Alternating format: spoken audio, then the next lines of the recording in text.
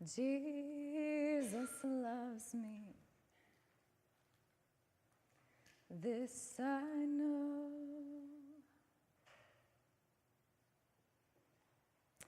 for the Bible,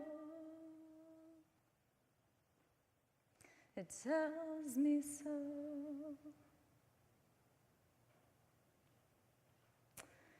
Little ones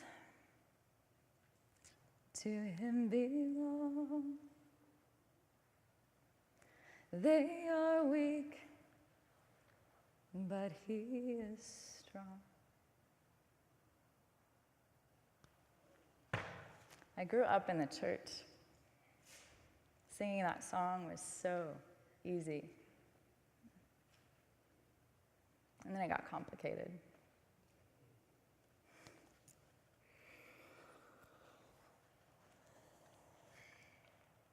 I was taught to be afraid of everything. You see, my daddy really loved me. He was a preacher, and he preached every Sunday morning. Jesus loves you, and Jesus loves me. And put faith over fear. And yet I was taught to be afraid to go just about anywhere.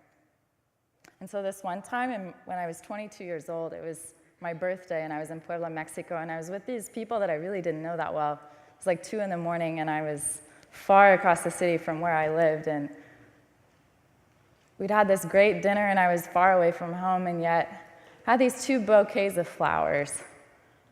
I didn't know why, just 2 friends happened to both pick up flowers. They didn't ask me why, they just surprised me. Mexicans have this way of hospitality, of giving beyond what you might expect, and I got in this cab, terrified. It's 2 a.m., I'm 22. I sort of know the way to get home, and I have these 2 bouquets of flowers. My driver and I start talking. It's this nervous habit that if I just, start a conversation, maybe the nerves will go away, maybe the fear will go away, maybe he'll see my humanity in the way that I hope to see it in him. And I sat in the front seat, which you're not supposed to do. But I had these 2 bouquets of flowers.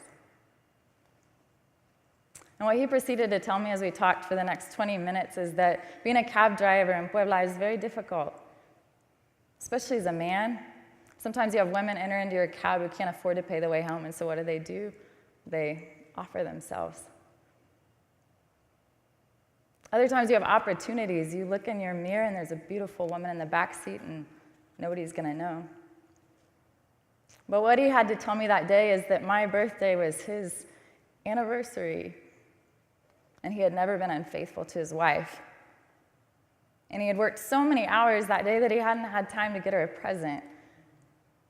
And I had these 2 bouquets of flowers.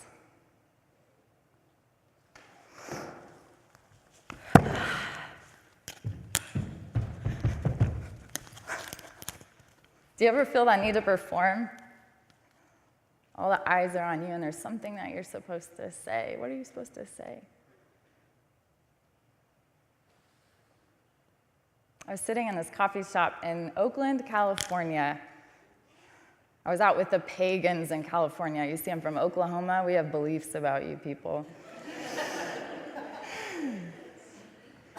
Worst of all, I was with a community called Interplay, and they do body wisdom stuff. I love my family, and I love the place I come from, but they were a little afraid. What was I doing out in California? They still don't know. It's kind of fun. It's kind of fun that way. And I was sitting in this coffee shop. I was trying to piece together, what the hell am I doing here? I still don't know. And this man comes in the coffee shop, and he says, "Hey!" "Oh, I'm sorry. You're not the person I thought you were. You see, I've been waving every day for the last 6 months at a young woman, and her hair looks just like yours. But you're not her." And I looked at him, and he looked at me. I said, "You want to sit down and have a cup of coffee?" "Sure." The time went on, we started to have this conversation, and I began to realize that this wasn't an accident. And see, one of the reasons I was out in California is because I am so confused about what to do inside this white body that I wear every place I go. I can't get rid of it. And what Mr. Olvin Wilson told me is that he can't get out and away from his black body either. And one day he thought he was going to be called to be an evangelical pastor, and I told him, well, I'm the daughter of a pastor, and I've spent the last 29 years of my life trying not to be the daughter of a pastor. He said, honey, I don't know why you're here, but you're supposed to be here.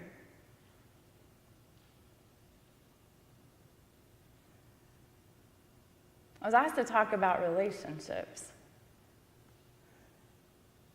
And all I know to tell you is that if you've ever read the book, The Screwtape Letters, anybody? There's this chapter.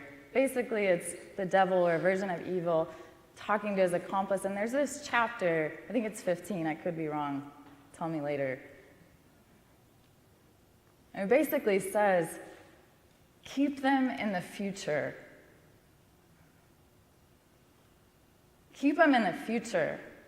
Because if you keep them and you allow them to stay in the past, there's a chance for gratitude.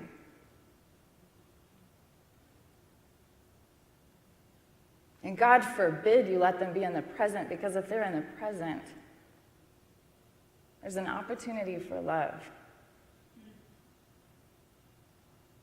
Because the future is where fear exists. The future is where anxiety exists. Keep them in the future.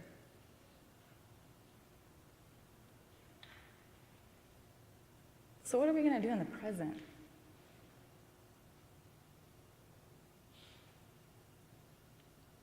If you ever do the Ignatian exercises, one of the things that they teach you to pray, at least they did in mine, I'm no expert. But you're supposed to begin every day with this prayer that says, Lord, please let my every intention, action, and operation be more and more directed to your praise and to your service.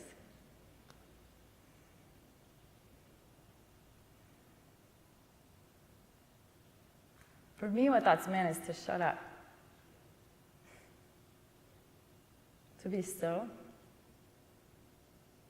to read the words of other people, to spend enough time in the presence of God to hear my own. And one thing I heard recently that I really like, it's in this book that I threw down just to be dramatic and see what would happen, because I could. It's called Poverty of Spirit. And one of the things that this interesting German liberation theologian says is our human neighbor can become a sacrament of God's hidden presence among us, a mediator between God and humanity. So if there's any witness to the presence and the grace of God in my life, it's that he just won't let go of me. Didn't matter how far I went away, and I've gone pretty far. It didn't matter how long I stayed put in the same exact place, because I've done that too. It's because it always brought me back to the same place that I started.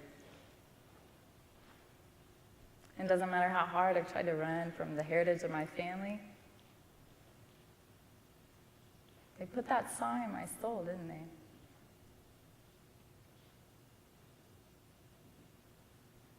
Jesus loves me.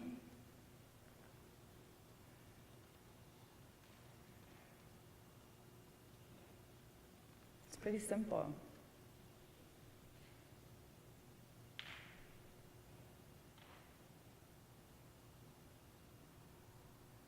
My prayer, my hope, if there's any hope for this community that we come from, that we're tied to in any way, it's that we learn to see God in the faces of our neighbors.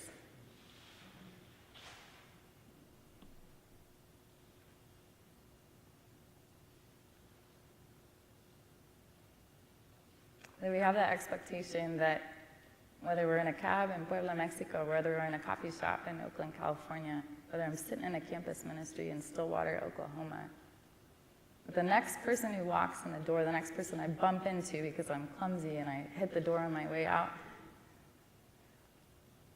that there lies the face and the presence of God. Wouldn't the world be different? Amen.